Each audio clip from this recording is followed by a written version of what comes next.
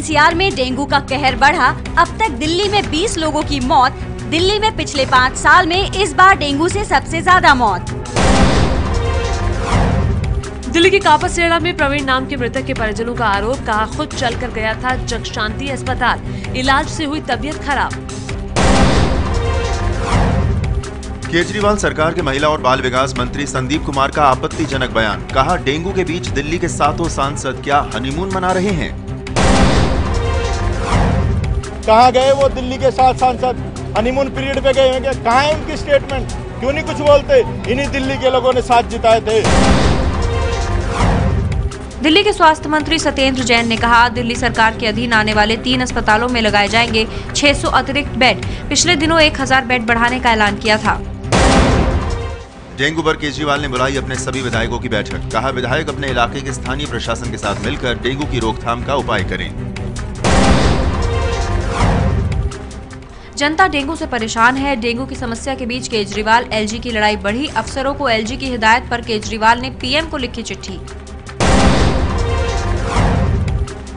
केजरीवाल ने कहा, हम डेंगू से लड़ रहे हैं और उपराज्यपाल अधिकारियों से पीएम को लिखी चिट्ठी में कहा, ऐसे हालात में केंद्र और उपराज्यपाल की ओर से अफसरों को ऐसे आदेश जारी करना अच्छी बात नहीं है।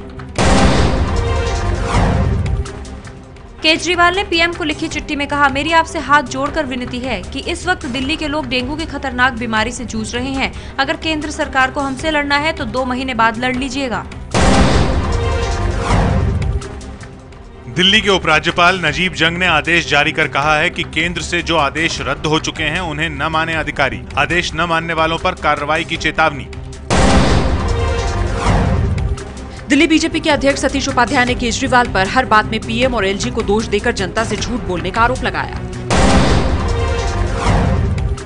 दिल्ली सरकार के अधीन आने वाला ताहिरपुर में बना राजीव गांधी सुपर स्पेशलिटी अस्पताल भी डेंगू मरीजों के लिए चालू हुआ। केजरीवाल ने अस्पताल का दौरा कर इस बात का किया ऐलान। 2008 में बनकर पूरे हुए इस अस्पताल में अब तक स्टाफ की कमी की वजह से इलाज नहीं हो रहा था। एबीपी न्यूज पर खबर दिखाने के बाद अस्पताल में 200 बेड लगाकर डेंगू के मरीजों के लिए शुरू कर दिए गए। दिल्ली के ताहिरपुर में राजीव गांधी सुपर स्पेशलिटी अस्पताल 2008 में ही बनकर तैयार हो गया था। अब डेंगू की बीमारी के बाद अस्पताल को आनन फानन में इलाज के लिए शुरू किया गया। केजरीवाल ने दिल्ली के लाल बहादुर शास्त्री अस्पताल का दौरा कर मरीजों का हाल जाना। केजरीवाल ने डॉक्टरों को डेंगू के मरीजों के बेहतर इलाज के लिए निर्देश दिए। दिल्ली के खयाला में कमल नाम के शख्स पर लगा अपनी 3 साल की बेटी की हत्या का आरोप। पत्नी और बड़ी बेटी को भी मारने की कोशिश की लेकिन दोनों की जान बची। आरोप है कि कमल ने अपनी 3 साल की बेटी मुस्कान को पानी से भरी बाल्टी में डुबाकर मार दिया। 4थी मंजिल से कूदकर खुद भी जान देने की कोशिश की। पुलिस के मुताबिक प्रॉपर्टी में नुकसान की वजह से परेशान था कमल। फिलहाल कमल, उसकी पत्नी और बड़ी बेटी अस्पताल में भर्ती। पुलिस को कमल के घर से बाल्टी में उसकी छोटी बेटी का शव, एक हथौड़ी और दरवाजे के बाहर खून के छींटे मिले। सोनिया और राहुल से जुड़े नेशनल हेराल्ड केस की प्रवर्तन निदेशालय दोबारा जांच करेगा। पहले जांच बंद कर दी गई थी। गाजियाबाद में रिटायर्ड प्रोफेसर अमरनाथ झा की करतूत, खुद को कैबिनेट मंत्री का दर्जा मिलने की बात कहकर यूपी सरकार से मांगा था गनर, पोल खुलने पर पहुंचा जेल।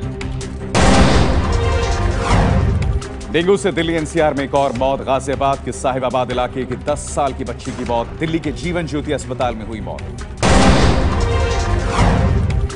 गाजियाबाद में अब तक डेंगू से 4 मरीजों की मौत। 10 साल की आविका की मौत से गम में डूबा परिवार।